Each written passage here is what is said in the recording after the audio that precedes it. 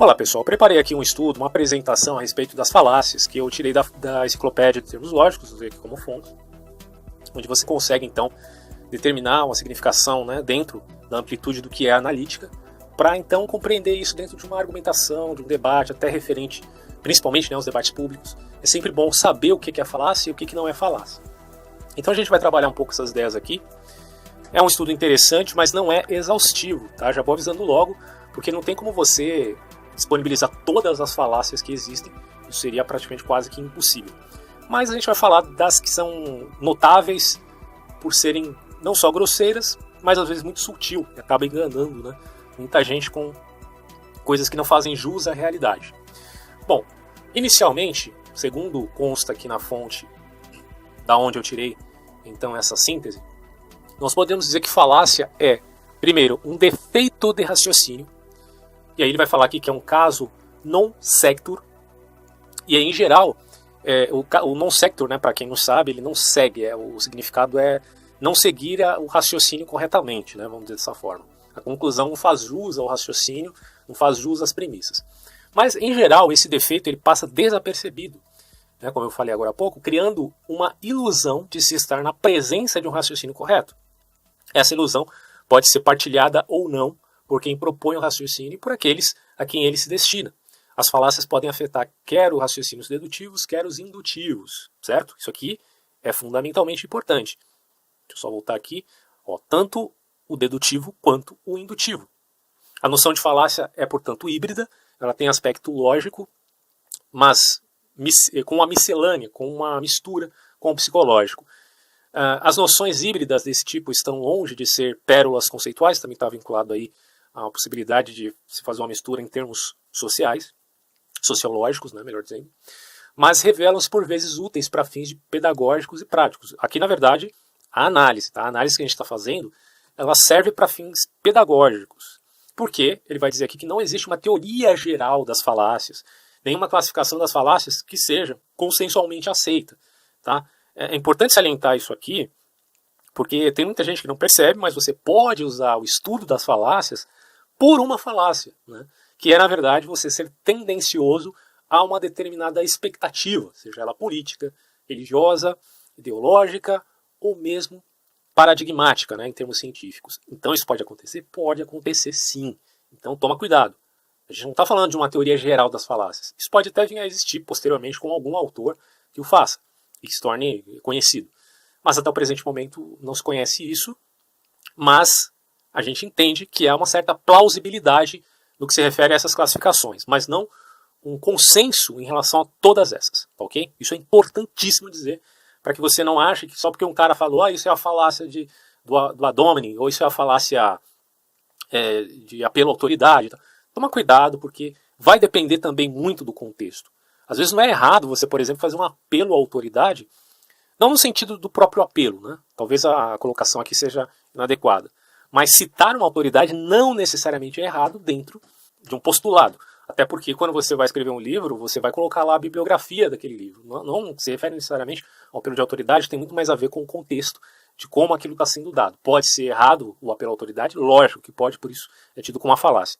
Mas não necessariamente. Se é que você me entende, a gente vai explicar isso mais a fundo posteriormente com um panorama, um esquema onde há uma série de falácias. Eu consegui, não foi eu que fiz, tá? Já avisando. Eu consegui isso na internet, mas tem a fonte lá, vocês vão ver no finalzinho desse vídeo.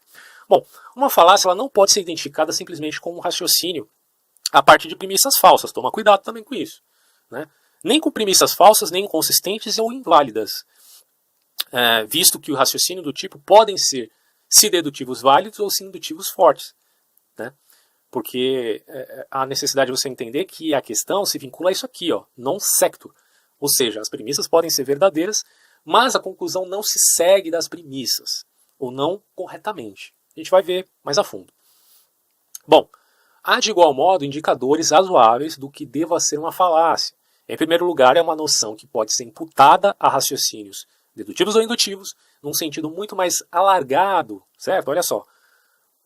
Ou muito mais minimizado também, do que aquele que tem o aspecto lógico, né?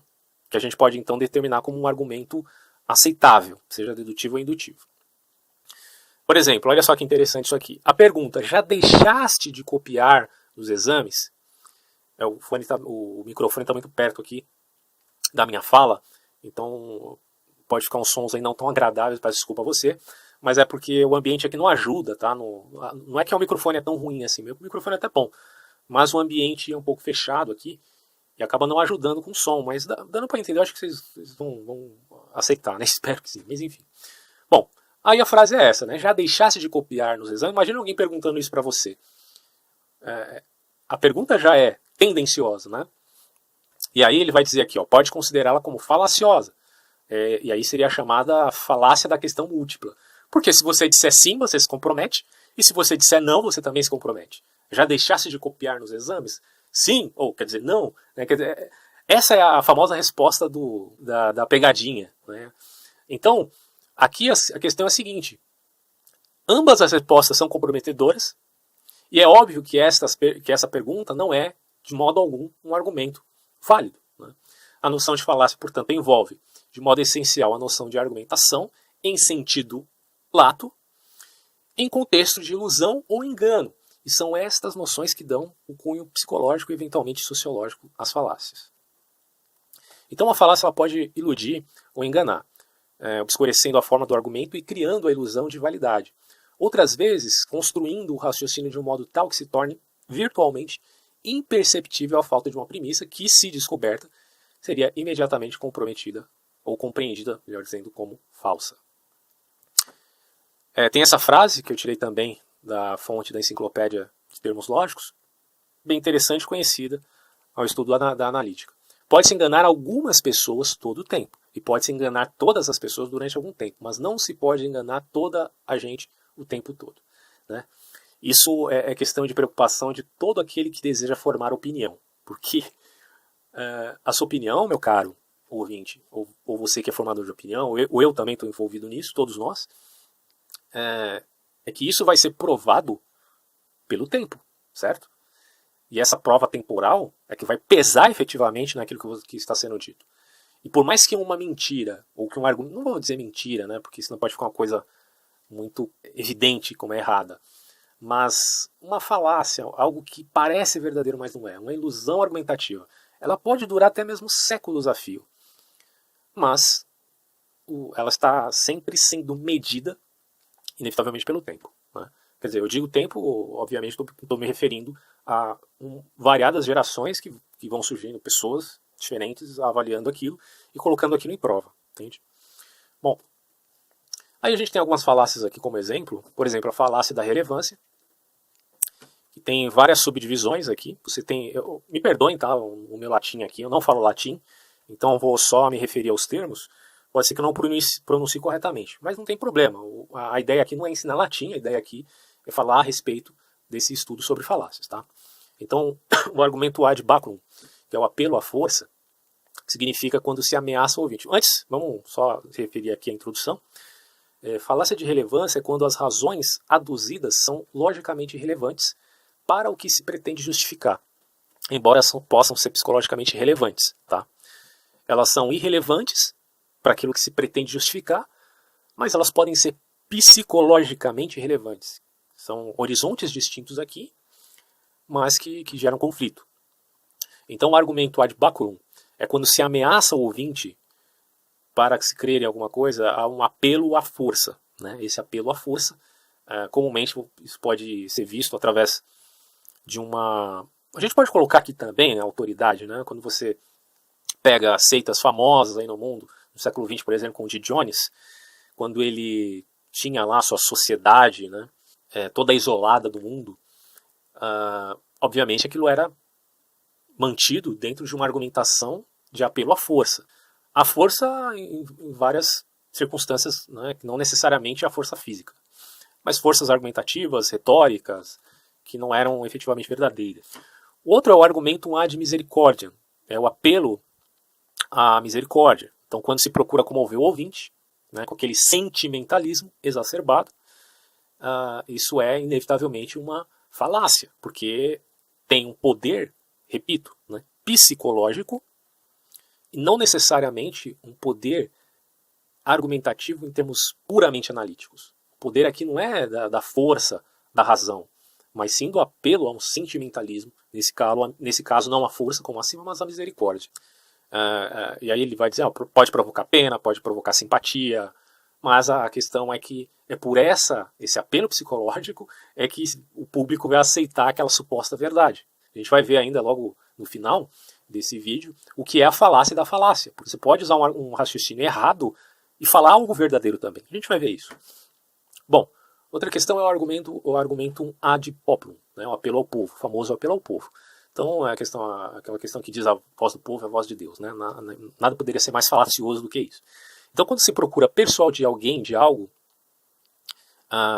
seja despertando o espírito das massas, apelo direto, seja fazendo apelo a sentimentos que se supõem ser comuns à generalidade das pessoas, apelo indireto. Na verdade, é você dizer que alguma coisa é verdade, porque a maioria crê. Né? Então aqui fica evidente, quando se procura persuadir alguém de algo, mediante o espírito das massas. Tá? Aí tem o argumento ad hominem, quando se pretende argumentar contra o argumento promovido por alguém, argumentando contra a pessoa. Né? Isso aí todo mundo já conhece, não precisa nem ficar salientando muito isso aqui. A gente ainda vai falar dele mais à frente, mas o caso do argumento ad hominem também se verifica dentro de um contexto. Tá? Se você está, por exemplo, diante de um debate onde se percebe que existe uma assimetria de ideias, onde existem ideias que prevalecem de maneira tendenciosa, tá? Não necessariamente a ideia que prevalece seja mentirosa, deixo claro isso aqui, mas a ideia que prevalece geralmente tem uma tendenciosidade e tem uma força em termos de apelo à autoridade, ou apelo como eu coloquei aqui, vários tipos de apelo, ad populum, ad misericordia, ad baculum, enfim. E que gera uma grande assimetria na discussão. Então, o ideal é você fazer o quê? É você não continuar discutindo, porque você vai perceber que diante da guerra política a coisa é muito mais complexa do que simplesmente usar ou não falácias. Até porque se você usa um tipo de retórica que pode ser chamado, né, por alguns, dependendo também do contexto, bom, alguém pode dizer é uma falácia, é uma retórica, não necessariamente retórica é falácia, claro. Mas é um apelo, né? A retórica, por exemplo, pode usar de sentimentalismo, assim como se usa na política. A retórica também pode usar de apelos variados, autoridade, ad hominem. Então tudo isso vai depender do contexto. Dentro de uma guerra assimétrica, costuma-se usar na guerra política, por exemplo, o ad hominem. Né? Inevitavelmente isso é feito. Agora, isso pode ser grandemente injusto? Obviamente sim. Como eu falei, não adianta você querer fugir da contingência formando uma regra fixa de falácias, né, que você pode decorar e aplicar à realidade. Não é assim. Né? Isso aí tem que ser aplicado dentro do contexto. Você vai precisar inevitavelmente raciocinar para saber se aquilo vai ser válido ou não. E aí cabe, obviamente, o poder, não necessariamente do método, mas do bom senso do indivíduo, né, a identificar se isso é falacioso ou não é falacioso dentro daquele determinado contexto. Um outro aqui é o addictu simpliciter ad dictum secundum quid. Acho que é assim fala, não sei, mas enfim. Falácia do acidente, certo? Simplificando. Quando se aplica uma regra geral a um caso particular que não era suposto ser coberto por essa regra para promover algo que resulta falaciosamente dessa aplicação. Então aqui, como a gente vê, novamente entra a questão contextual. Ele vai dar o exemplo, né? Aquilo que pertence a uma pessoa e que ela emprestou a outrem deve ser-lhe, melhor dizendo, devolvido, se ela assim o quiser. Por isso, devolve a navalha aquele marinheiro ébrio que ali está envolvido numa rixa, visto que a navalha é dele e ele está a pedir. Bom, você percebeu a questão aqui? O contexto é problemático, porque o cara está envolvido numa rixa e ele está pedindo de volta a navalha. Bom, você der a navalha e vai usar para algo que não é, digamos assim, muito adequado. Essa é a falácia do acidente. Você tem também a falácia conversa do acidente. Addictu secundum quid ad dictum simpliciter. Acho que é assim. Quando se aplica uma regra geral a um caso particular que não era suposto ser coberto por ela, com o objetivo de desacreditar a regra. Outra, falácia do espantalho. Alguém distorce o ponto de vista do seu oponente e então ataca a argumentação distorcendo-a. Quer dizer, você primeiro distorce o argumento do seu oponente para aí sim poder atacar com mais facilidade usando a sua própria argumentação. Famosa falácia do espantalho, não preciso aqui explicitar muito sobre isso, que é bem conhecida também. Pseudoconclusão. Quando quem argumenta tira uma conclusão errada, uma conclusão inválida das premissas dadas, mas aparentada com a conclusão que seria correta extrair. É parecido, mas ainda assim não é igual e, portanto, é errado. Manobra de diversão. Quando quem argumenta procura distrair a atenção de quem o ouve, mudando completamente de assunto e acabando por ou retirar uma conclusão acerca de outro assunto, como se fosse a continuação do anterior, ou assumir simplesmente que alguma conclusão foi tirada. Eu vou mais rápido aqui, senão o vídeo vai ficar enorme, porque tem muito conteúdo. Mas eu quis fazer tudo num vídeo só, né, para ter um material, digamos assim, mais exaustivo. Eu já disse no começo que não é exaustivo isso daqui, mas é muito mais, pelo menos, do que se tem aí na internet. Pelo menos no YouTube, você vê alguém falando de uma falácia ou outra, mas é necessário a gente ter uma visão panorâmica, né, das mais conhecidas, para aí poder entender melhor, né, o tipo de construção argumentativa que se faz na política, né, porque aí, principalmente, digo de novo, nesse ano, especificamente, que é um ano de eleição, que a gente precisa entender realmente o que é uma falácia diante do fato de que nós é que vamos votar. Apesar que eu acho que todo mundo vai usar de falácia, viu? Até as pessoas que tenham uma certa boa intenção. Mas beleza, vamos continuar. Aqui falamos agora da falácia da indução. Lembre que a gente falou aqui da falácia de relevância, que aí você tem vários aspectos dessa falácia. E vamos falar da falácia de indução fraca.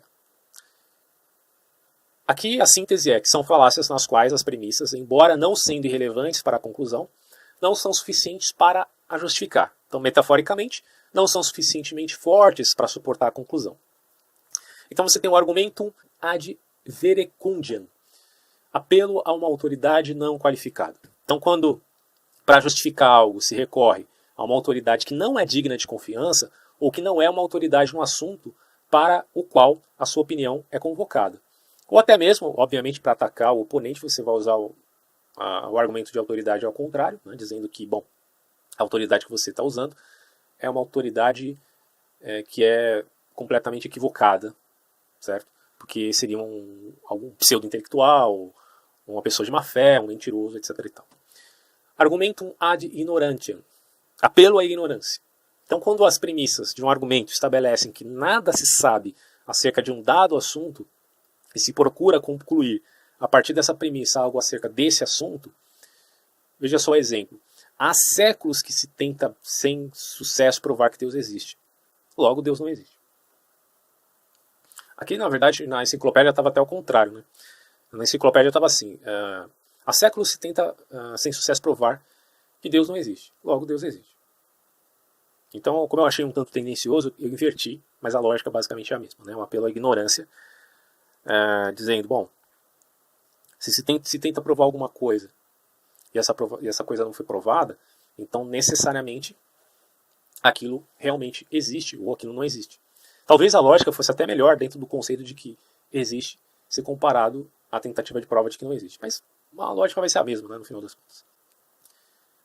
Generalização apressada, quando se extrai uma conclusão de uma amostra atípica.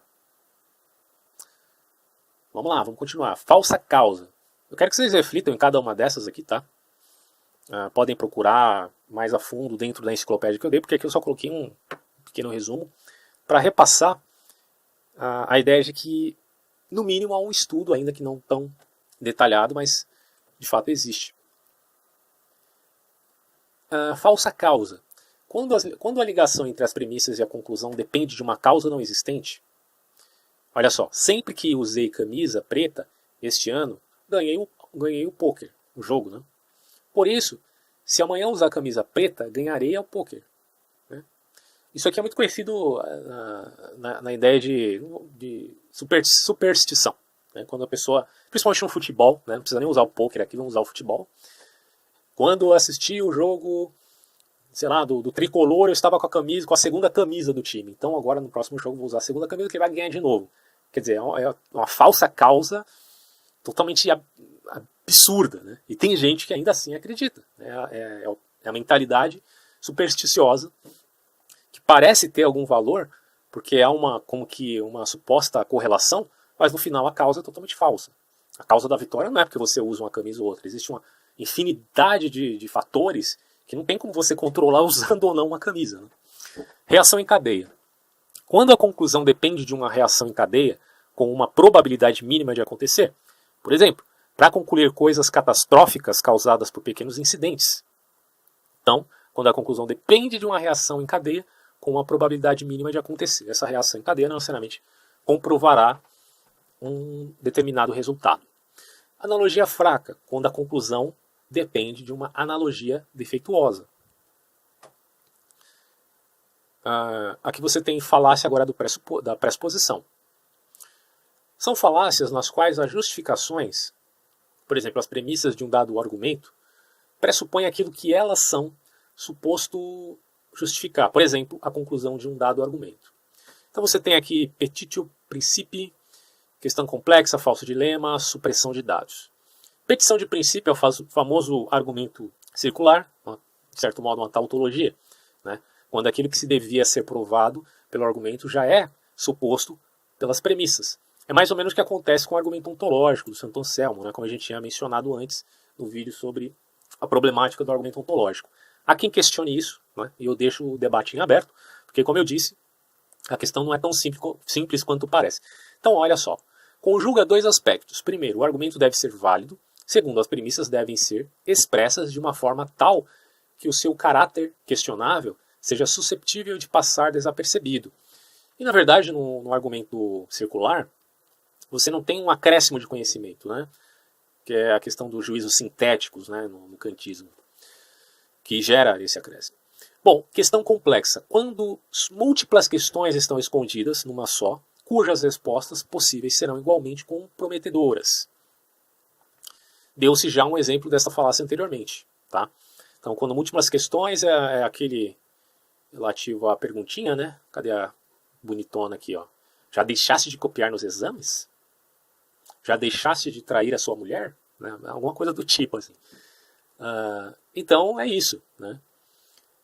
É quando múltiplas questões estão escondidas numa só, cujas respostas possíveis serão igualmente comprometedoras. Falso dilema. Quando se constrói uma alternativa, por exemplo, usando a expressão ou, né? Como se não houvesse lugar a uma terceira via. E, de fato, essa terceira via seria igualmente ou mais aceitável. Então, a frase com ou. Ou você, sei lá, ou você me bate ou eu te bato, alguma coisa do tipo. Né? Então, quando se constrói uma alternativa, como se não houvesse lugar a uma terceira via que seria igualmente aceitável, né? Porque se eu disser ou você me bate ou eu te bato, eu estou dando só duas alternativas, como se não houvesse uma terceira, uma quarta, uma quinta, uma sexta, uma infinidade de outras. Né? Quer dizer, o cara pode sair correndo, o cara pode pular, o cara pode desviar, o cara pode jogar água em você, uma infinidade de coisas podem acontecer, e não necessariamente essas duas opções dadas nesse falso dilema, né, que é totalmente falacioso. Supressão de dados. Quando se ignoram dados mais fortes do que aqueles os quais as premissas fazem apelo, e que, a serem considerados, motivaria uma conclusão diferente e incompatível com aquela que se pretende promover. A gente tem um caso triste que eu mencionei no vídeo anterior, a respeito do sujeito, né, que se diz pastor, que mora lá em Linhares, que foi acusado de ter matado os próprios filhos, um filho e um enteado. O que aconteceu ali é que a perícia descobriu coisas assim extremamente constrangedoras e abomináveis, né, aos olhos de quem está de fora. Né? O sujeito teria matado as crianças, teria estuprado primeiro, obviamente, depois espancado e, enfim, matado, colocando fogo nos corpos. Quer dizer, na verdade, eles morreram, eles estavam vivos ainda quando foram queimados. Assim, uma coisa assim animalesca, né? Não tem palavras para descrever a loucura que isso representa. Bom, diante de todos esses dados, né, dessas evidências, fora o fato deles terem descoberto um tipo de proteína que só existe no esperma do homem, e que obviamente isso comprova de que houve estupro seguido de morte, o sujeito, ele diante lá do Magno Malta, né, na CPI dos maus tratos, basicamente negou tudo, disse que não sabia o que aconteceu. Quando foi perguntado do sangue, né, na casa que foi achado ali pela perícia, ele disse, não vou responder. Só o fato dele dizer não vai responder, ele já está se condenando. Como é que ele não sabe explicar uma coisa tão óbvia como essa? Certo? Sei lá, se ele é para mentir, vamos formar um tipo de desculpa aí. Mas a gente entende qual é a lógica do assassino. Que é a seguinte, bom, Se o cara foi capaz de ter matado, feito o que ele fez, né, uma coisa tão animalesca, qualquer coisa que ele faça depois disso é menos ruim do que aquilo que ele já fez. Então o cara deve ter pensado, vou chutar o balde, quer dizer, se eu pregar para lá na igreja, fingir que sou um santo, isso não vai ser pior do que eu já fiz, né? E se eu ficar mentindo diante do tribunal, ou da CPI, etc., não vai ser também pior daquilo que eu já fiz. Então, deve ser essa a lógica dele. Mas a questão é, ele está suprimindo, está fazendo uma supressão dos dados e negando aquilo que ele realmente fez. A falácia da ambiguidade agora. Quando se tira partido da ambiguidade de sentido de certas expressões para promover uma conclusão. Então você tem a questão relativa aqui ao equívoco e relativa à anfibolia. Quanto ao equívoco, ocorre quando a conclusão de um argumento depende de uma ou mais palavras serem usadas com dois sentidos diferentes. Esses argumentos falaciosos ou têm uma premissa falsa ou são inválidos. Exemplo, né? Uma formiga é um animal, logo uma formiga grande é um animal grande. É uma tremenda uma falácia. Isso aqui o próprio Arthur Schopenhauer fala a respeito das 38 falácias que ele demonstra ali na sua obra, como vencer um debate, né? De maneira indevida. Então é a questão das falácias, né? Não há como você, por exemplo, querer ser um filósofo, não precisa nem querer ser filósofo, né? Como que isso sendo uma pretensão. Mas sei lá, eu quero ser um pensador, eu quero ser honesto, né, na atividade do pensar. Quero pensar criticamente. Não tem como você ficar aceitando esse tipo de argumentação. Logo você percebe que há necessidade de ter um treinamento em relação a isso. E todos nós estamos treinando, mas tem gente que negligencia, né, a lição de casa e começa a falar abobrinha ao público, né, seja nas variadas mídias que existem por aí, e fica por isso mesmo. Então há de se notar aqui, para aquele que realmente quer agir com mais responsabilidade nesse quesito, de ver que há necessidade sim de um treinamento, de uma adequação quanto ao aspecto analítico da narrativa dessas histórias que são contadas aí, que muitas vezes são histórias da carochinha. É necessário que, se você tenha a intenção de se envolver em algum debate, ter o cuidado, né, de estudar esse tipo de assunto para evitar qualquer falácia ainda que seu adversário a use. Porque o seu interesse deve ser o de conhecer, de obter conhecimento, de ser sincero diante daquilo. Quanto ao aspecto da anfibolia, é o seguinte, como está escrito aqui, é semelhante à falácia do equívoco, mas a ambiguidade incide agora não sobre a palavra, mas sobre uma frase como um todo. Tá? Não dei um exemplo aqui, mas vocês já entenderam. Não é a questão de você usar uma palavra de maneira inadequada, mas usar uma frase inteira. Falácias por analogia gramatical. Então, quando se extrai falaciosamente uma conclusão, porque as premissas têm uma forma gramatical semelhante às premissas de um argumento válido, né? É que chega a ser um tanto ridículo. Mas aí você tem a falácia da composição e a falácia da divisão. Por exemplo, um predicado é erradamente transportado das partes para o todo. Exemplo, um exército de homens fortes é um exército forte. Ora, por que cargas d'água um exército de homens fortes seria efetivamente um exército forte? Pode ser que esses homens fortes, trabalhando em grupo, sejam grandemente incompetentes, né? Então, é óbvio que isso aqui é uma falácia. A questão da divisão. Um predicado é erradamente transportado do todo para as partes.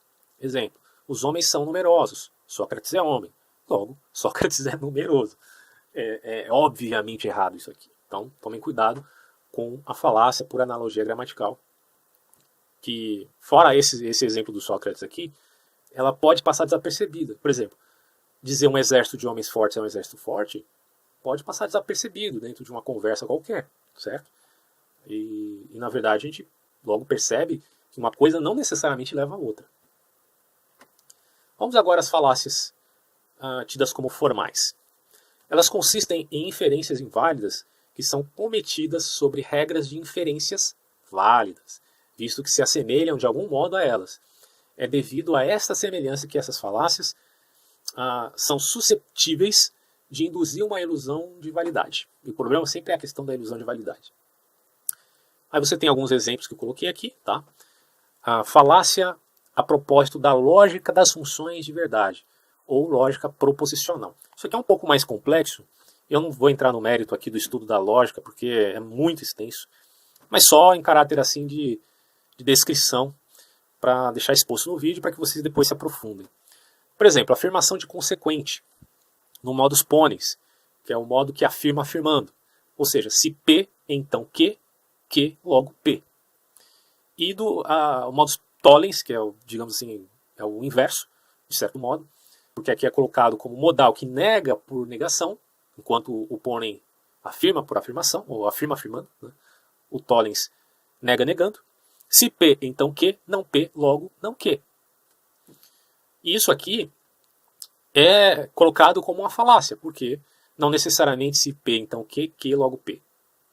Mas depois a gente pode falar mais aprofundadamente sobre essa questão aqui, que pode parecer um tanto complexa por causa dos termos usados, né?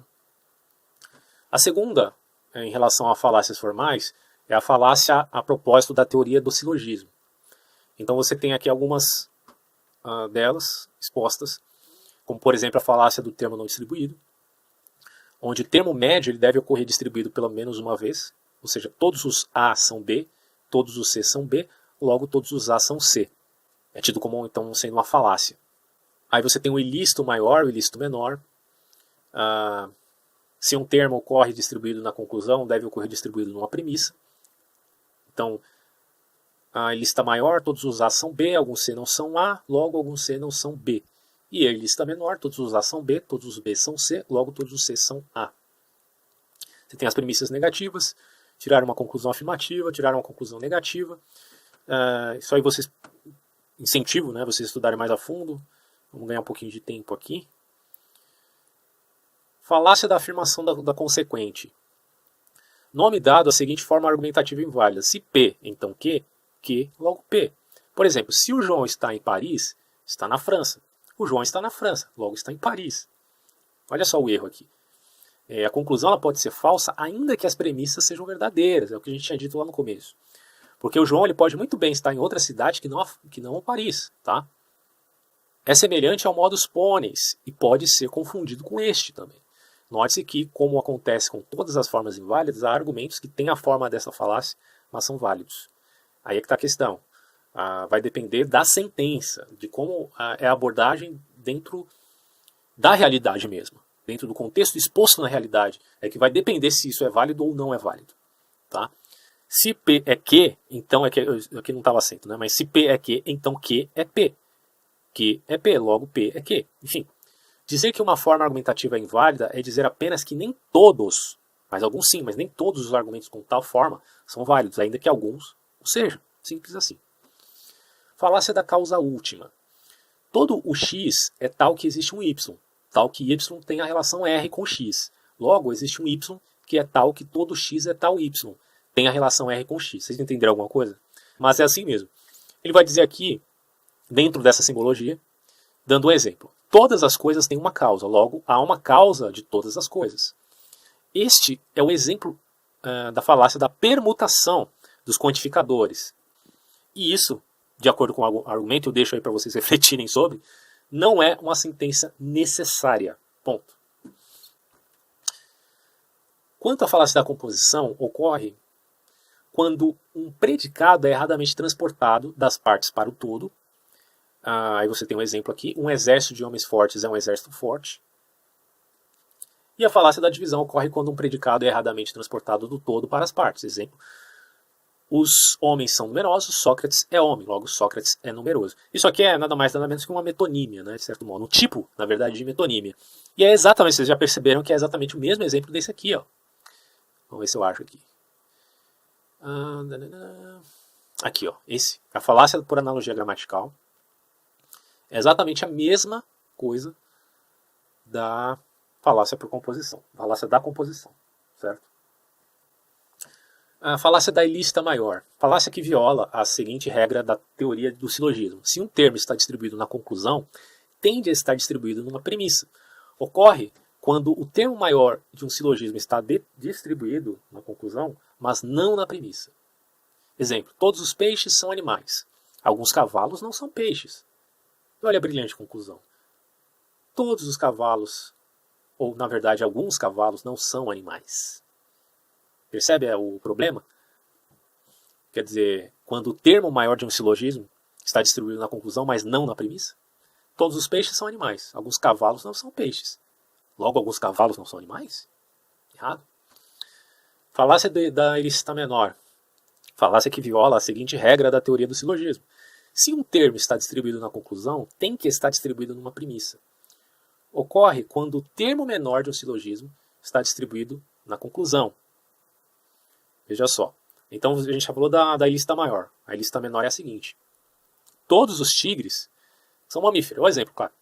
Todos os mamíferos são animais. Logo, todos os animais são tigres. É claro que não faz sentido nenhum. Então, ilícita maior, ilícita menor. Falácia da negação de antecedentes. Nome dado à seguinte forma argumentativa inválida. Se P, então Q. Não P, logo, não Q. Errado. Por quê? Vamos ao exemplo aqui. Se o João está em Paris, está em França. O João não está em Paris, logo não está em França. Você vê que aqui é um pouco diferente daquele outro exemplo que a gente usou, nos mesmos termos aqui, usando a viagem, né, do João. A conclusão ela pode ser falsa ainda que a premissa seja verdadeira, que as premissas sejam verdadeiras, pois o João pode muito bem estar em outra cidade. Então é semelhante ao modus tollens. Você lembra que aquele outro era semelhante ao modus ponens? Esse aqui é semelhante ao modus tollens, porque é negação de antecedente. Ó, vou voltar aqui para ficar claro. Ó, falácia da afirmação de consequente. É semelhante ao modus ponens. Vamos a outra aqui. Falácia de negação de antecedente. Semelhante ao modus tollens. E pode ser confundido com esse. Note-se que, como acontece com todas as formas inválidas, há argumentos que têm a forma desta falácia, mas são válidos. É a mesma coisa referente a outro argumento similar ao modus ponens. Se P e Q, então Q e P, não Q e P, logo não P e Q. Dizer que uma forma argumentativa é inválida é dizer apenas que nem todos os argumentos com tal forma são válidos, ainda que alguns o sejam. Certo? Aí entra aquela falácia que a gente tinha mencionado, que é da permutação dos quantificadores. Né? Essa aqui é polêmica, tá? E eu vou deixar em aberto para uma discussão mais crítica. Porque é o seguinte, ó, a falácia da permutação de quantificadores parece ter sido cometida mais do que uma vez por Tomás de Aquino na sua Suma Teológica, no decurso das chamadas 5 vias, ou seja, as 5 tentativas de inferir a existência de Deus a partir de fatos gerais acerca da natureza do universo. Por exemplo, da premissa segundo a qual, segundo os motores, só podem mover algo se forem por sua vez movidos por um primeiro motor, Tomás de Aquino extrai aparentemente a conclusão falaciosa de que há necessariamente um primeiro motor que os mova ou os move a todos. Obviamente ele está se baseando aqui no argumento do Aristóteles. Essa aqui é uma questão complexa. Está posto exatamente dessa maneira, tá? Na enciclopédia de termos lógicos. Mas é claro, é óbvio que muitos vão contestar isso. Inclusive aqueles que aderem, né, ao tomismo como uma filosofia que permanece ainda adequada, né, mesmo com a aprovação do tempo. Mas vou deixar isso em aberto, não vou entrar nessa questão agora. Eu tenho preparado um assunto sobre isso também, porque na medida que a gente começa a pensar sobre uma causa para o universo, a gente começa a entender que se há eternidade em termos, digamos assim, temporais, deve haver também finitude em termos espaciais, certo? E se a gente parte desse pressuposto, porque o próprio Aristóteles vai dizer que a eternidade é algo que é inevitavelmente concebido, não tem como você negar a eternidade. Mas se você não nega a eternidade, como é que você vai negar a infinitude, né, em termos espaciais?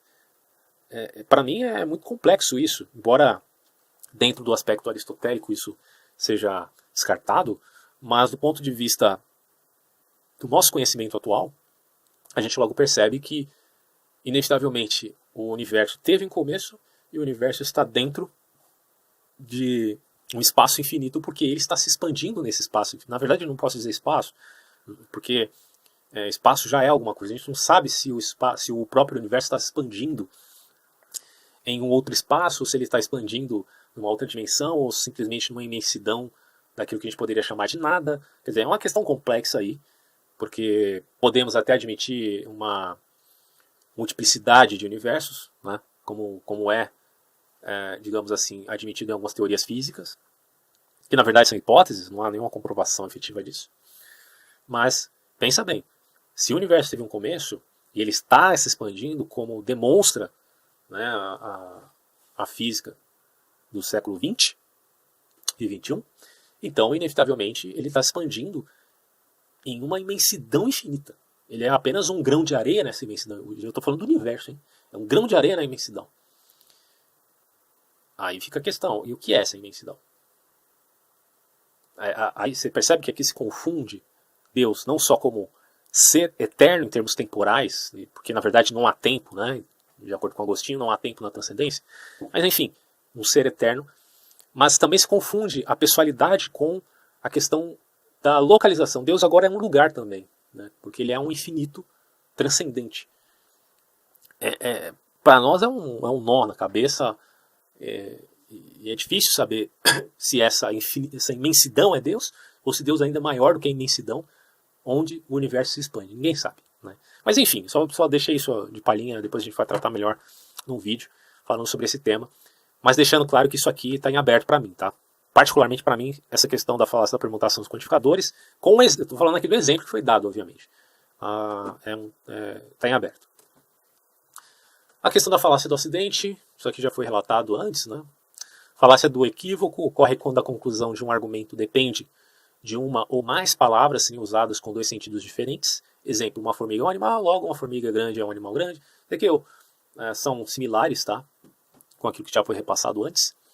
Falácia do termo não distribuído, é a mesma coisa, ocorre quando o termo médio não se encontra distribuído. A questão também já foi abordada.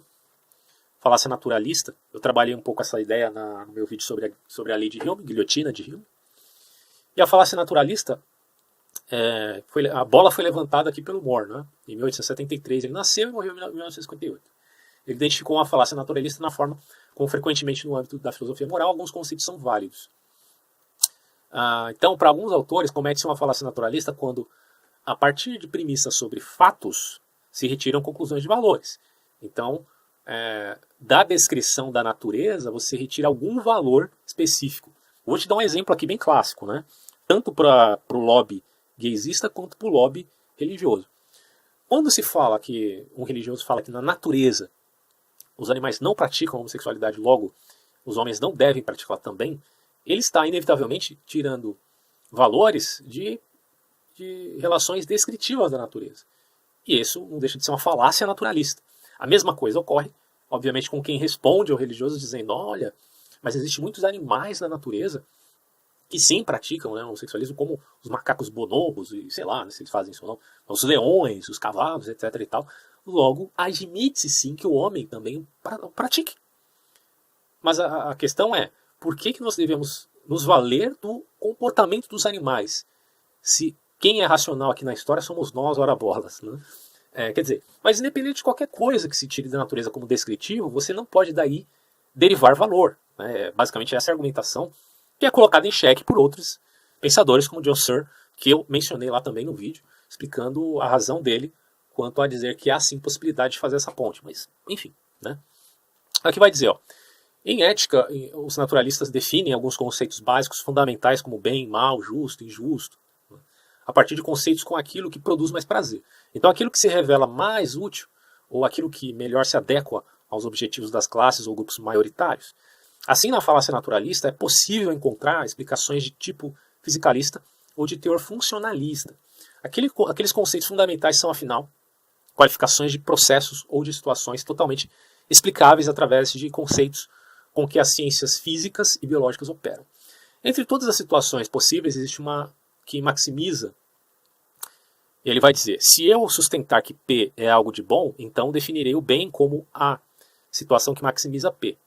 Se, por exemplo, este significar prazer, definir-se-á o bem como prazer maximizado numa determinada situação e que vai gerar, de certo modo, o utilitarismo, né?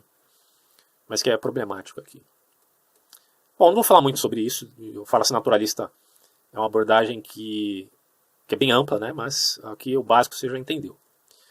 A falácia do ignoratio elenchi, pseudo-conclusão. Quando quem argumenta tira uma conclusão inválida das premissas dadas, mas aparentada com a conclusão que seria correto extrair. Então, não necessariamente o parecido é igual. O similar não necessariamente é igual, certo? Há muitos casos de atribuições fraudulentas de subsídios de desempregado, subsídios de desemprego. Logo, a solução é acabar com esse tipo de subsídio. Pseudo-conclusão. Bom, caros, é isso aqui, tá? Agora eu vou mostrar para vocês um esquema de falácias bem interessante que eu achei na internet. Eu ia até fazer um, mas como eu já achei esse aqui, acredito que fica mais fácil da gente abordar, até porque ele é bem completo. Mas é como eu sempre digo, né? Há necessidade sempre de você ter um cuidado para não engolir tudo que está descrito como se fosse uma verdade absoluta, né? Até porque aqui está constando como se fosse uma tábua de lei. E não é assim. Como eu falei para você, vai depender muito da contextualização do que está sendo discutido, tá? Tanto do tema quanto do lugar onde está se realizando o debate também e das pessoas que estão realizando esse debate. Mas enfim, vamos aqui abordar as 25 falácias aqui, acho que 24, 25 falácias que estão repassadas neste pequeno esquema que ele coloca aqui, ó, não cometerás falácias lógicas e tal. Vou mostrar para vocês a fonte aqui antes de me esquecer. Acho que dá para ver aí, né? Enfim. Então vamos lá. Vou aumentar aqui. Pegar a mãozinha e vamos embora. Falácia do espantalho. Vou aumentar aqui. Vou repetir, obviamente, algumas, né? Mas é bom para gravar, tá? Então, falácia do espantalho. Distorcer o argumento de alguém pode... Distorcer o argumento de alguém para poder atacá-lo mais facilmente. Aumenta mais um pouco. Ó, ao exagerar, distorcer ou simplesmente inventar o argumento de alguém, torna-se muito mais fácil apresentar sua própria posição como sendo razoável. Entretanto, este tipo de desonestidade prejudica o debate racional. Então, exemplo aí, dá uma lida. Falsa causalidade. Presumir que uma relação real ou aparente entre fatos significa que um é a causa do outro. Muitas pessoas confundem correlação, coisas que acontecem juntas ou em sequência, com causa, a ocorrência de uma coisa provocada, a ocorrência de uma coisa que provoca a ocorrência de outra coisa. Às vezes a correlação é uma coincidência, meus caros, ou pode ser atribuída a uma causa comum, a causa em comum. E, bom, superstições fazem parte de correlações que são causas totalmente indevidas, quer dizer, que não, na verdade não existem. Então, um exemplo aqui, ó, ao apontar para um gráfico complicado, o Rogério mostra que as temperaturas vêm aumentando nos últimos séculos, enquanto que o número de piratas vem diminuindo. Logo, os piratas causam resfriamento global, e, portanto, o aquecimento global é uma farsa. É uma óbvia falácia. Declive escorregadio. Dizer que se deixarmos que A aconteça, então, no final, Z vai acabar acontecendo também, e, portanto, A não pode acontecer. O problema com esse raciocínio é que ele evita de se lidar com o problema que se tem em mãos, transferindo a atenção para casos extremos, uma vez que não há prova de que os casos extremos de fato ocorram. Essa falácia tem a forma de um apelo à emoção, a questão da misericórdia, né, que a gente falou no começo, e também a questão de provocar medo, enfim. Efetivamente, o argumento em mãos é injustamente deixado de lado por causa de uma conjectura insubstanciada. Então, exemplo aqui, Marcos afirma que se nós permitirmos o casamento entre pessoas do mesmo sexo, em breve estaremos permitindo o casamento de pessoas com seus pais, com carros e até mesmo com macacos. Bom, eu não gostei muito dos exemplos, porque se você olhar aqui para esse esquema, você vai perceber que existe uma certa tendenciosidade. Eu só percebi logo. Então, mas enfim, avalie, tá? De fato, existem falácias de declive escorregadio, sim, existem, né? Quer dizer, uma coisa não necessariamente deriva a outra, tá? Mas é a questão, será que não deriva mesmo? É o ponto. Precisa ser avaliado com cuidado. Porque nesse caso, algumas coisas podem usar do abuso de uma falácia e outras coisas podem realmente derivar de causas efetivas, que não necessariamente signifique, portanto, um declive escorregadio. O ad hominem está aqui, nem vou repetir, porque isso aqui já é meio bem conhecido. Defesa especial, vamos ver esse. Mudar as definições prévias ou criar exceções quando seu argumento foi mostrado falso. Então, humanos são criaturas engraçadas que possuem uma aversão tola a estarem errados. Bom, isso é um fato. Ao invés de apreciar os benefícios de ser capaz de mudar de ideia através de uma melhor compreensão, muitos inventarão maneiras de se apegar às velhas crenças, é o famoso ad hoc, né, do caro Karl Popper. Uma das maneiras mais comuns que as pessoas fazem isso é pós-racionalizar, a famosa pós-racionalização, né, que é o abuso da razão. Ou seja, uma razão qualquer pela qual o que eles pensavam ser verdade deve continuar sendo verdade, ainda que tenha se provado não ser verdade. O que eles fazem é, como a gente tinha dito antes, uma supressão dos dados, das evidências. Então aqui, ó, Eduardo alegou ter poderes paranormais psíquicos. Quando esses poderes foram testados em condições científicas adequadas, as habilidades não se manifestaram. Então o Eduardo se explicou dizendo que era preciso ter fé em suas habilidades para que elas funcionassem. Tá aí, né? Aí outra questão aqui de pergunta maliciosa.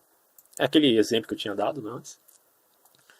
Enfim, fazer uma pergunta que tinha uma presunção embutida, de forma que ela não pode ser respondida sem apresentar, assumir algum tipo de culpa. Que é essa aqui, né, velho? Cadê? Ó, bonitona aí. Não deixasse de copiar os exames? Já deixasse, aliás, de copiar os exames? Pois é. Ó, Kátia e Ellen estavam ambas interessadas em Uberaldo, que é bem estranho, né? Para se interessar por um cara chamado Uberaldo. Tá aí tô usando de falácia agora. E competiam pela atenção do mesmo. Um dia, quando Uberaldo estava por perto, Kátia perguntou a Ellen em tom inquisitivo se Ellen estava tendo problemas com o vício de drogas. Se ela dissesse sim, estava comprometida. Se dissesse não, poderia falar, né? Se você perguntar, você ainda está tendo problema com drogas? O ainda seria importante aqui. Porque ela falaria, não, eu não tenho mais problema com drogas. Mas peraí, eu nunca tive. Aí, tá vendo a falácia do argumento da pergunta? Bom, falácia do apostador. Dizer que eventos reincidentes ocorrem em fenômenos estatisticamente independentes como em giros de uma roleta. Isso aqui é bem interessante, observem bem. Essa falácia, comumente tida como algo crível, pode ser creditada à criação de uma cidade inteira no deserto de Nevada. Embora a chance de uma combinação de acontecimentos reincidentes ser bem baixa, cada evento individual tem chances inteiramente independentes da última ocorrência. Então, se eu lançar uma moeda 20 vezes seguidas, há uma chance muito pequena de que eu tire cada cara 20 vezes seguidas. Porém, as chances de dar cara continuam sendo 50% para cada lançamento individual, não influenciados pelo que aconteceu antes. Acho que deu para entender a questão aqui, né? Cada lançamento individual, você não vai diminuir a sua chance de tirar cara ou coroa, né? Você vai ter duas opções ali, e sempre as duas opções representam 50% de chance. Então, probabilisticamente, é possível que você tire 20 vezes cara ou 20 vezes coroa seguidamente. Isso é possível, né? E aí é falacioso de achar que isso não pode acontecer. Aqui o exemplo, né? A roleta deu vermelho 6 vezes seguidas, então o Gregório afirmou que preto tinha que ser o próximo resultado, né? Mas por quê? Né? Se as chances inevitavelmente são de 50%. Falsa dicotomia. Apresentar dois estados alternativos como as únicas possibilidades para alguma coisa, quando de fato existem outras possibilidades. Também conhecido como falso dilema, ou preto e branco, essa tática insidiosa aparenta formar um argumento lógico. Porém, sobre um olhar mais cuidadoso, torna-se evidente que existem mais possibilidades do que a escolha que foi apresentada. Tá? Isso aqui eu já citei lá atrás, mas é válido, né? Aqui só está dando outro nome, mas é a mesma coisa. O pensamento binário não permite as diferenças variáveis, considerações e contextos em que poderiam existir mais do que apenas as duas possibilidades apresentadas. Enquanto enquadra o argumento equivocadamente e atrapalha um debate honesto e racional. Enquanto reunia apoio para seu plano que iria fundamentalmente diminuir o direito dos cidadãos, o Supremo Líder disse às pessoas que ou elas estavam ao seu lado ou estavam do lado do inimigo. Mas será que não tem outra opção? Ele diz como se não tivesse. E isso é uma falsa dicotomia. Bom, isso em debates políticos é o que mais existe, meus caros amigos, é falsa dicotomia. Então toma cuidado com esses caras aí que ficam gritando, né, na televisão, sei lá, na rádio, seja em qualquer lugar, fazendo essas falsas dicotomias, porque isso não passa de uma falácia, inevitavelmente. Vamos ver o próximo aqui. Apelo à popularidade. Isso aqui é legal. Pergunta maliciosa já foi. Apelo à popularidade, olha só. Fazer um apelo à popularidade ou ao fato que muitas pessoas fazem alguma coisa como uma tentativa de validação dessas coisas. Quer dizer, vamos ver o resumo. A falha nesse argumento é que a popularidade de uma ideia não tem absolutamente nenhuma influência sobre a sua veracidade. Uma ideia pode ser muito popular, mas quem diz que a popularidade tem a ver com a veracidade dessa ideia? Bom, se assim fosse, então a Terra seria plana durante a boa parte da história, de acordo com a crença popular. Na tentativa de justificar a existência de duendes, Henrique disse a Saulo que se tantas pessoas acreditavam na existência deles, não há nenhuma outra explicação a não ser que eles existam de fato. Quer dizer, isso é totalmente falacioso, né? A mesma coisa é a falácia que eu chamo a falácia do Felipe Neto, né? Só porque o cara tem uma grande popularidade, porque tem um monte de inscritos, apesar que ele, ao passo que ele ganha popularidade, ele também ganha muitos inimigos. Eu não sou inimigo de ninguém, né? Só estou usando um exemplo aqui. Mas, quer dizer, o fato de alguém ter popularidade não significa que o que ele está fazendo é correto. Não que eu também não estou condenando ninguém, tá? Só estou dando um exemplo aqui. Demonstrando que se um Felipe Neto da vida ou um Whindersson Nunes da vida estão fazendo alguma coisa, estão ganhando muita popularidade por isso, para o senso comum, e aí eu não estou falando de bom senso, no sentido de medir de uma maneira satisfatoriamente adequada às questões, mas num senso comum, um tanto alienante, isso pode dar a impressão de que o que ela está fazendo é correto, né? Só porque ela foi bem sucedido. Mas não necessariamente está correto o que eles estão fazendo. Agora, eu não estou dizendo que é errado também, porque pode ser que a pessoa tenha popularidade, isso não significa necessariamente, olhando para um lado oposto, que o que ele está fazendo é errado. Né? Como que se dissesse, sempre que alguém faz sucesso é porque ele fez algo errado, porque, como aquele velho argumento de vender alma para o diabo, né? Se alguém faz sucesso é porque vendeu alma para o diabo. Fez sucesso, logo vendeu alma para o capeta. É uma outra falácia, que é o contrário dessa daqui. Né? Quer dizer que se estou fazendo sucesso é porque estou fazendo algo correto. As duas são falácias, porque não há essa conexão necessária. Né? Pode até haver, mas não há essa conexão necessária entre popularidade e valor, ou, enfim, algum argumento. Na verdade, não é só em questão de valor, tá? Mas também em questão de argumento válido, muito mais do que valor, em relação à validade argumentativa. Vamos ao raciocínio circular aqui, ó. Apresentar um argumento circular em que a conclusão está incluída na premissa. Eu já falei disso aqui também, né? Aqui, por isso que eu já acho um tanto tendencioso isso aqui, mas vamos ver, ó. Esse argumento, logicamente equivocado, frequentemente nasce em situações em que pessoas possuem uma suposição forte e a longo enraizada, daquelas que se tem como um axioma, um princípio. Verdades inquestionáveis e universalmente válidas. Pensamento circular é ruim porque não é muito bom. Já está usando aqui, né, de maneira irônica, o argumento circular. Aí ele vai dar esse exemplo aqui, né, a palavra de Zorbo o Grande é impecável e perfeita. E todos sabemos disso, pois ele diz isso no seu manuscrito, o grande e infalível livro das melhores e mais verdadeiras coisas ditas por Zorbo, que são definitivamente verdadeiras e nunca devem ser questionadas. É a ideia do argumento circular quanto a... É claro que isso aqui é uma ironia, né, em relação a livros sagrados como a Bíblia, como o Alcorão e outros. Mas eu acho que isso aqui foi muito tendencioso, porque a questão relativa à teologia é muito mais complexa do que esse argumento circular poderia diametralmente dizer que não seja. E aí precisa ter, obviamente, um mecanismo para se validar ou não uma possível revelação. E deixa espaço aí para muitos debates. Outra questão aqui. Vejamos. Deixa eu só diminuir um pouquinho que eu estou meio perdido aqui. Ah, tá. Beleza. Pela autoridade, tal. Composição, divisão. Presumir que uma parte de alguma coisa precisa se aplicar ao todo, ou que o todo necessariamente deve se aplicar à parte.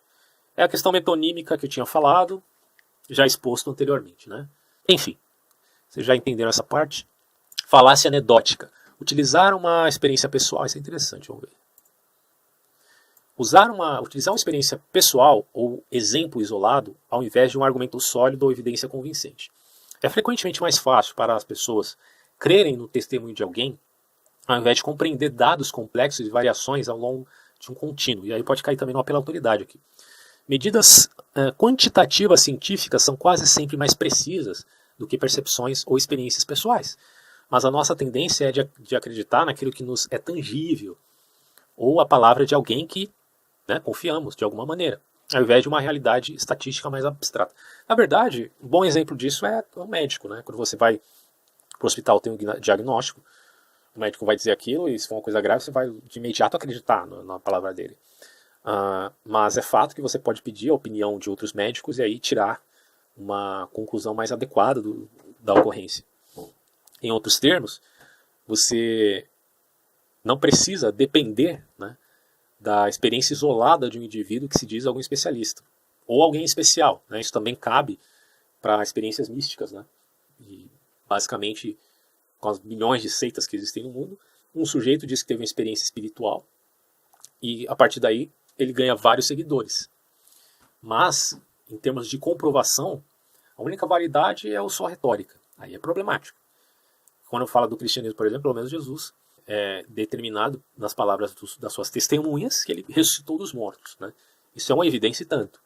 Os milagres também, né? Ressuscitar morto, fazer um monte de coisa, é uma evidência e tanto. Há um poder nas palavras das testemunhas que não vem só de um indivíduo, mas vem de vários, né? Não é só o sujeito lá que diz que é Deus e todo mundo acredita.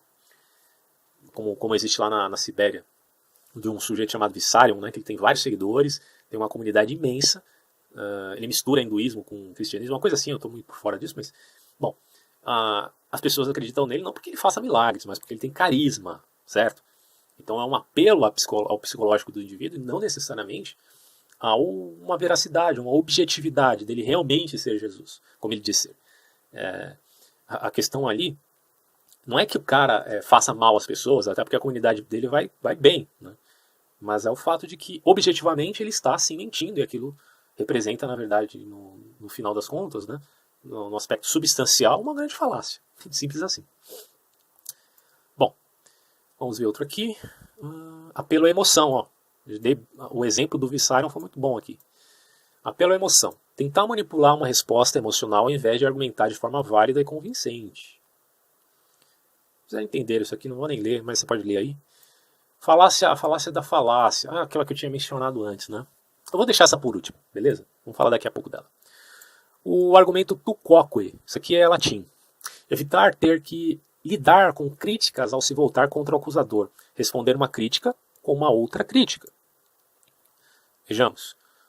A pronúncia, né, aqui, literalmente traduzido como você também, essa falácia é conhecida como apelo à hipocrisia. É comumente empregada como uma manobra para desviar o foco de uma conversa, abdicando-se de defesa de um argumento ou resposta a uma acusação. Ao invés disso, coloca-se o foco contra a pessoa que está fazendo a crítica. E tem um exemplo, né? Nicole identificou que Hannah cometeu uma falácia lógica, mas ao invés de melhorar suas afirmações, Hannah acusou Nicole de ter cometido uma falácia logo no início da conversa. Quer dizer, ela criticou aquilo do qual ela já era criticável. Né? Ônus da prova. Isso aqui também é bem conhecido, né, a questão do ônus da prova. Dizer que o ônus da prova não está em quem está fazendo uma afirmação, mas sim em alguém que deve provar que essa afirmação é verdadeira. O ônus da prova está em quem está fazendo uma afirmação e não em alguma outra pessoa que precise refutar essa afirmação. O ônus da prova necessariamente está sempre com quem está fazendo a afirmação. E aí ele vai falar, a inabilidade ou o desinteresse em refutar uma afirmação não torna essa afirmação válida. Eu posso, por exemplo, ter a inabilidade de defender algum ponto, e num debate alguém for melhor que eu, em termos assim de apresentação, né? Ser mais eloquente, destacar melhor as palavras, e aí todo mundo vai dizer, esse fulano perdeu o debate e esse aqui ganhou o debate. Mas o debate estava sendo referente àquilo que é verdadeiro ou falso, ou aquilo que tem um valor positivo ou negativo. Tá? Tem no quesito do dever ser e no quesito descritivo. Bom, é isso que conta, né? E não o comportamento do sujeito diante de algum debate. Isso, infelizmente, muitas vezes não é visto, porque as pessoas acabam valorizando mais a performance do indivíduo num debate do que a verdade em si mesmo, né? Do que o aspecto da realidade mesmo. Isso é extremamente problemático. Não é porque alguém fala bonito, porque alguém fala de maneira eloquente, ou porque está bem vestido, ou porque passa a segurança, que ele está falando a verdade. A verdade não tem uma relação direta com essa expectativa da simpatia que o público vai ter com os debatedores. Ela está totalmente isenta disso. Esse que é o ponto fundamental que muita gente, eu diria a grande massa, não entende, infelizmente. Bom, o exemplo aqui eu achei extremamente tendencioso, então vou até evitar falar aqui. Escocês da verdade. Escocês de verdade. Fazer o que pode ser chamado de apelo à pureza como uma forma de descartar criticismo relevante ou falhas em sua argumentação. Vejamos. Nessa forma de raciocínio falho, a crença de alguém torna-se infalseável, porque independente do quanto as evidências for convincente, este pode simplesmente mudar as regras do jogo para que não se aplique a um exemplo supostamente verdadeiro. Esse tipo de pós-racionalização, de novo, né, a prática do ad hoc, é um modo de evitar criticismo válido do argumento de alguém. Isso é bem problemático. Ele dá o exemplo aqui. Douglas declarou que escoceses não colocam açúcar em seu mingau. E então Adam informou que ele era escocês e colocava açúcar no mingau. Furioso como um verdadeiro escocês, Douglas grita que nenhum escocês de verdade coloca açúcar no mingau. É um exemplo meio bobo, né, mas reflete aquilo que representa essa questão. Outra questão que eu posso abordar aqui também referente a isso, talvez não tenha muito a ver, né, com o assunto, mas quando você fala aqui de apelo à pureza, eu acabei me lembrando de pessoas que acham que só porque alguém viveu uma vida justa, uma vida santa, em termos de valoração mesmo das coisas, ele necessariamente acertou também em termos de criticidade de algum debate ou polêmica que existisse em sua época. E essas coisas não estão necessariamente relacionadas, tá? Por exemplo, existem muitas pessoas santas que viveram nos primórdios da igreja, no segundo, terceiro século, e que tinham um pensamento um pouco diferente dos apóstolos, que foram testemunhas oculares, né, de Jesus. Então, quando você fala de criticidade, por exemplo, da exegese, da hermenêutica, você acaba pesando essas coisas. Porque a validade não está no fato da pessoa ter uma vida santa e pura. Claro que isso também conta, principalmente no cristianismo, isso é fundamental. Mas não necessariamente a teologia de alguém é certa, é verdadeira, simplesmente pelo fato dela ser uma pessoa altamente pura em termos morais, né? Principalmente no quesito do ascetismo. Por exemplo, o ascetismo não necessariamente implica em exegese perfeita de um determinado documento, tá? Porque para se fazer exegese você precisa ter uma especialização pontual de uma disciplina específica que se vincula à questão da crítica textual, por exemplo. Então, muita gente confunde isso e é problemático. Tanto é verdade que quando você vai ver em Tomás de Aquino e em Agostinho, eles erraram de uma maneira assim até absurda a interpretação de alguns textos que são, sabe, que não tem como você engolir, né?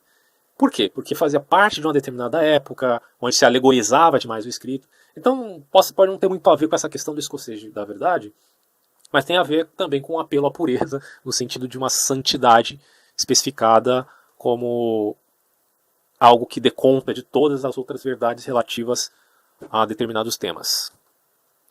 O atirador do Texas aqui. Filtrar propositalmente um conjunto de dados para poder encaixá-lo em seu argumento, ou encontrar um padrão que se encaixe em uma presunção. Essa falácia é uma metáfora a um atirador que, após disparar aleatoriamente, né, em diversos alvos, ele escolhe apenas os alvos que ele acertou no centro, como evidência de suas habilidades. Então, é bem fácil você lançar 50 flechas e acertar uma, e você dizer, olha só, acertei o alvo, que maravilha. Bom, mas qual foi a quantidade de tentativas, né?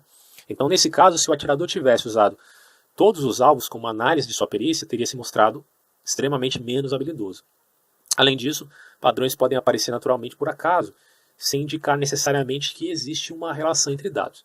Um fabricante de refrigerante mostra que dos 5 países, aí o exemplo, né, onde sua bebida é mais vendida, 3 deles estão entre os 10 países mais saudáveis do planeta. E por isso, os seus refrigerantes são saudáveis. Eita, falácia triste, hein? Eu particularmente parei de tomar refrigerante, mas não estou condenando ninguém que tome, tá? Bom, deixar a falácia por último. Falácia do meio termo afirma que algo é verídico, pois é a média entre outras possibilidades, ou que a verdade tem que estar no exato centro entre diferentes possibilidades. Isso aqui é a famosa falácia do isentão, né? Se você conhece um isentão, em termos políticos, em termos de ser bandeirinha, né? Torcer para um time, no outro dia torce para outro time e tal. Bom, enfim, aqui é o seguinte, meus caros, olha só. Afirmar que algo é verídico, pois é a média entre outras possibilidades, ou que a verdade tem que estar no exato centro entre diferentes possibilidades, é uma falácia. Não em todos os casos, veja só. Muitas vezes a verdade reside, sim, entre 2 pontos extremos. Sim, mas isso também pode enviesar nossa forma de pensar. Algumas vezes uma coisa é simplesmente falsa, e um compromisso com ela, ainda que seja um compromisso pela metade, vai ser falso também. Meio caminho entre uma mentira e uma verdade ainda é uma mentira. Ou como alguns mais positivos poderia dizer, é uma meia-verdade. Bom, eis o exemplo. André leu que o cientista Efigênio provou que vacinas causam autismo. Mas também leu que o cientista Eustáquio provou que vacinas não causam autismo. André então concluiu brilhantemente que metade das vacinas causam autismo. Pois é, se você for fazer uma prova de concurso com essa mentalidade, perdeu. Bom, genética ou origem. Julgar algo como bom ou ruim com base na pessoa de quem isso veio ou no local de onde isso veio. Isso aqui me lembra a passagem lá da Bíblia, né? Pode alguma coisa boa vir de Nazaré? Pode alguma coisa boa?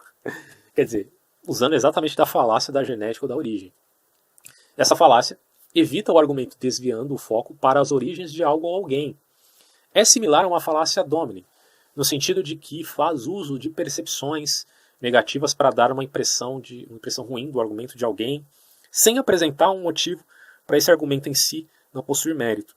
É aquela coisa, né, cara? Quando você, por exemplo, invalida um argumento de um Jean Willis da vida, por fato simplesmente dele ser o Jean Willis, não faz jus a uma honestidade intelectual, sabe? É necessário você se ater ao argumento, ponto. E não a pessoa que está sendo dita isso, porque senão você vai cometer de fato a idioma. Agora, a questão é a seguinte, como eu falei, é necessário também se verificar como que está sendo dada essa guerra política, quais são os pontos salientados, porque talvez nesse caso, porventura, haja necessidade de você deflagrar aquele que está sendo... Eu vou dar um exemplo aqui que você vai meio que se convencer, tá? Você pode até dizer que eu estou usando falácia, mas não é. Se você está vendo uma pessoa estuprada, você acha mesmo que vai ser válido, caso você tenha força para agir, para parar aquela situação, separar o criminoso, humilhante, da mulher que ele está estuprando, da criança, sei lá, e sentá-lo na cadeira e começar a debater com ele? Você acha que isso é justo fazer? Não é, né? Você logo de cara percebe que esse sujeito não é digno de nenhum tipo de discussão, que ele na verdade cometeu um crime e que isso você mesmo testemunhou. Então você não vai ficar discutindo com o cara, certo? Então dentro desse peso e dessa medida, tá, que eu estou validando aqui uma certa conclusão em termos de ad hominem, mas que fique claro que não é em todos os casos, em casos mais extremos. Ele vai falar aqui, acusado no Jornal da Manhã de corrupção e aceitar propina, o senador disse que devemos todos sermos muito cautelosos com as coisas que ouvimos da mídia, pois todos sabemos que a mídia não é confiável. É engraçado que esse tipo de argumentação é usada tanto pela direita quanto pela esquerda, e muitas vezes de maneira equivocada. Não necessariamente o fato da mídia ser uma fake news, né, não ser confiável, que todas as notícias que saem lá são falsas. Sim, existe tendenciosidade nas notícias. Mas, na medida que você obtém aquela notícia, muitas vezes ela pode até ser verdadeira, havendo, portanto, dentro da descrição, se for um articulista ou um apresentador na TV, fazendo uma tendência para um determinado lado que eles queiram defender, como mote ali da instituição. Mas a notícia em si pode estar isenta disso, e pode ser de fato verdadeira. Então toma cuidado para dizer que toda notícia da televisão é uma fake news, não necessariamente. Em alguns casos sim, de fato.